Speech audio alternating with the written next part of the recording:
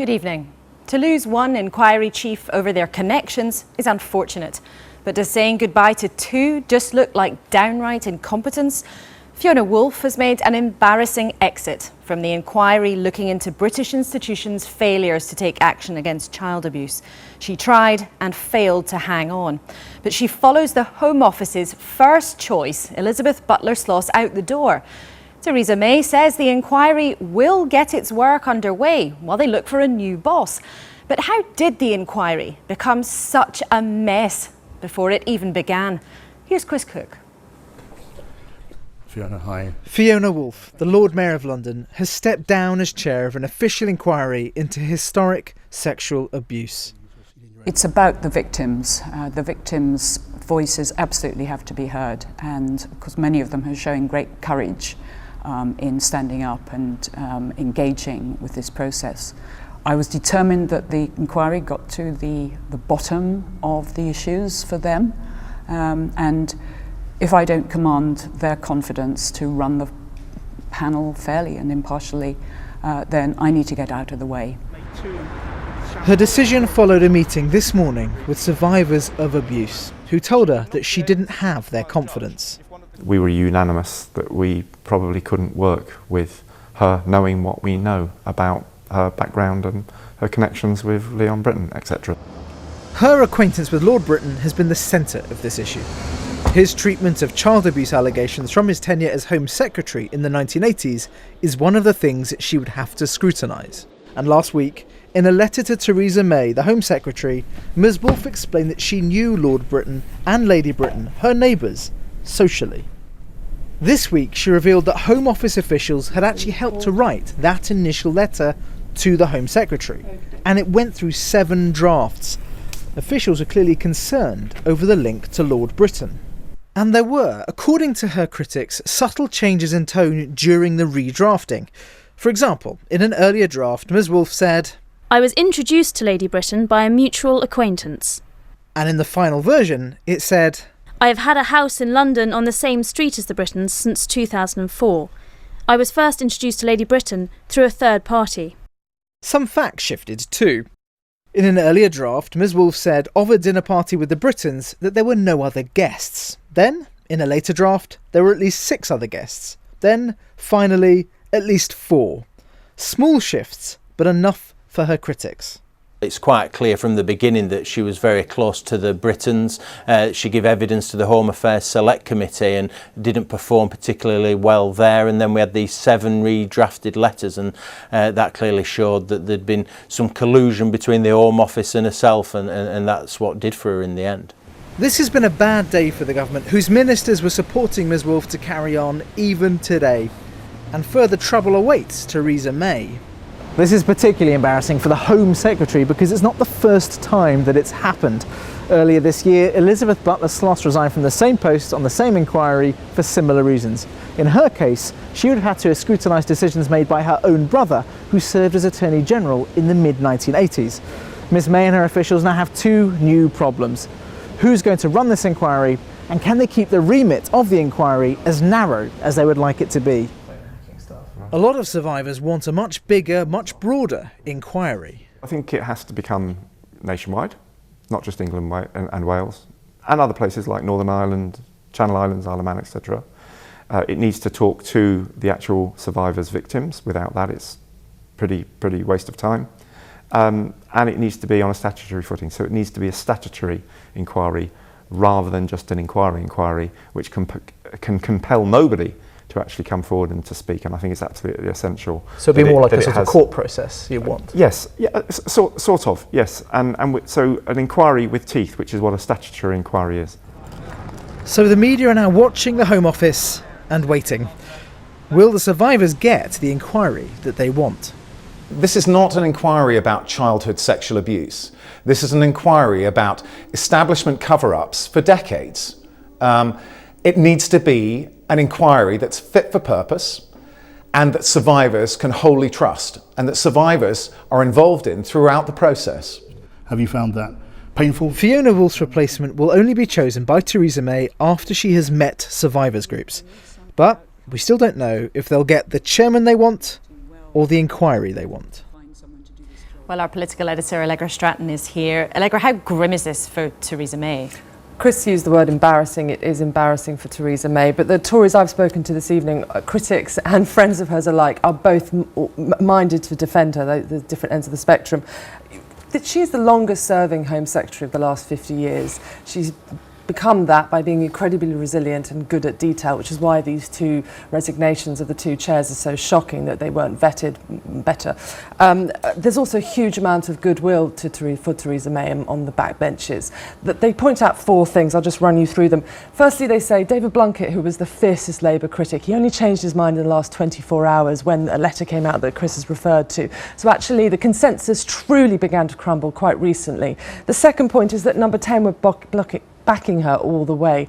They're as surprised this evening as she is. The third is also that Labour would struggle to find somebody who's a clean skin, if you like, so isn't also up to their eyeballs in these sort of dinner party connections that are so troubling for how you find this new chair. And the last point people make is that at some point Home Office officials have to have some culpability. I don't think that is quite so strong, because I think that Theresa May's only got to where she's got by running the rule over everything Home Office officials try to get her to agree. But briefly, how do they get themselves out of the mess? Well, the conversations this evening are about perhaps skipping a generation, going to a much younger type of legal eagle or judge, so that these dinner party problems are not so prevalent. There are some names doing the rounds. One I heard was the former Attorney General Dominic Grieve. Would he be somebody who'd be interested? Nobody's asked him that, but he's a name that's been suggested to me just now, and then there might be some figures in this studio. OK, Allegra, thank you very much indeed. Well, with us now is Michael Mansfield, who's been suggested as another possible candidate to lead the inquiry into these historic allegations, and Tim Lawton, the Conservative MP and former Children's Minister. He joins us from Brighton. Thank you both for being with us. Tim Lawton, this was an entirely avoidable mess, wasn't it, by the Home Office? No, it wasn't. I mean, I'm bitterly disappointed, but I'm also really concerned about whether we're ever going to get this inquiry off the launch pad. And I think the first thing we should do is to stop beating up on the Home Secretary. Let's remember, many of us have been calling for this sort of overarching inquiry for many years. Many victims, of course, have been calling for an inquiry so they can have their voices heard for many years. It was only Theresa May who actually agreed to this inquiry at long last. And I know that she is absolutely as wedded to me for a full, thorough, overarching and transparent inquiry into historic child abuse going back from Savile all the way through to Rotherham, and it needs to go everywhere and anywhere that it needs to go. She's signed up to that, I'm signed up to that, and it's really disappointing that we've had two false starts now and a lot of people jumping on bandwagons, so that, I mean, this has become a really poisoned chalice. Who on earth is going to take on this role to be the third candidate? Michael Mansfield. Well, I'd just like to correct one or two points here. First of all, this isn't a letter that's suddenly come out. What has demonstrated today is that the Home Office knew, because they helped draft the letter. 7 letters.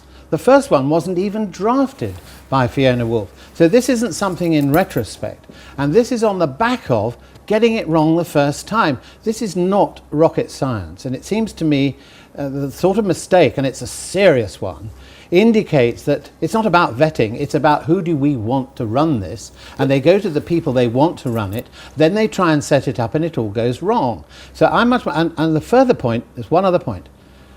She didn't talk to the victims, that is Fiona Woolf, until today. Outrageous. Secondly, the victims made it very clear from the beginning what they didn't want and what they did want. Again, ignored. This is a very familiar trail. Tim Lawton, isn't it the case, as Michael Mansfield suggests, that although you praise Theresa May for actually launching the inquiry, the setup of it has been fraught with mistakes that really show incompetence, doesn't it? Look, this inquiry is not about Lord Brittan. This inquiry is about a huge historic chain of child sex abuse going back to the 60s and 70s. But it's also about people having faith, particularly the victims, having faith in the Home Office to set it up correctly. And it's also not about the chairman of the inquiry. This has been entirely a focus on who's actually chairing this inquiry. Now, this isn't the Oscar Pistorius trial. This is not a one-woman show.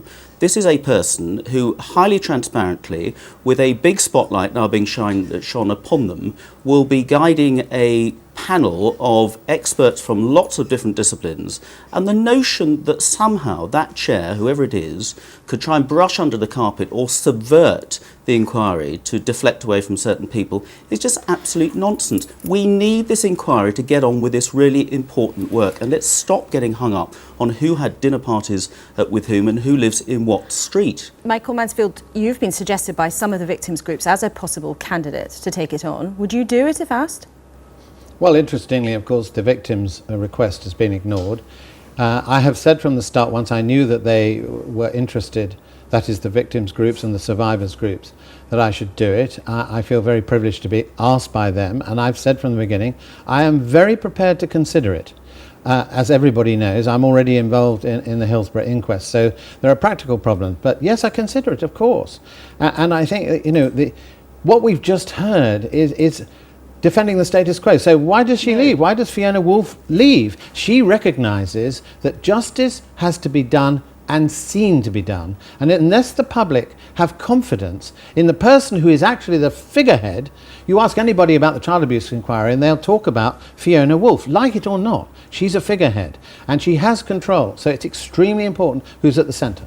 Tim Lawton, briefly, who do you think could actually do this job now? Because it does matter, that figurehead, doesn't it? The figurehead does matter, but the figurehead is part of a large panel of some very eminent experts. Now, the last thing I'm going to do is start naming names, which will be the real black spot on them. I think probably what now has to happen is there needs to be more consultation with the victims' groups, but the victims do have to have some trust. Look, for goodness sake, we have got a Home Secretary who has at last granted this inquiry. I think we need to make sure the victims are shown some names, are able to interview some possible names, and then probably a short list of those names goes before the Home Affairs Select Committee to have a confirmation hearing. And if we've got that sort of double lock, hopefully we might at last get somebody who people can at last trust to take this on, and we can get on with this really important work. Tim Lawton and Michael Mansfield, thanks both very much indeed. And we should say in Chris's report, Fiona Woolf was speaking to 5 Live's John Pienaar from the BBC, of course.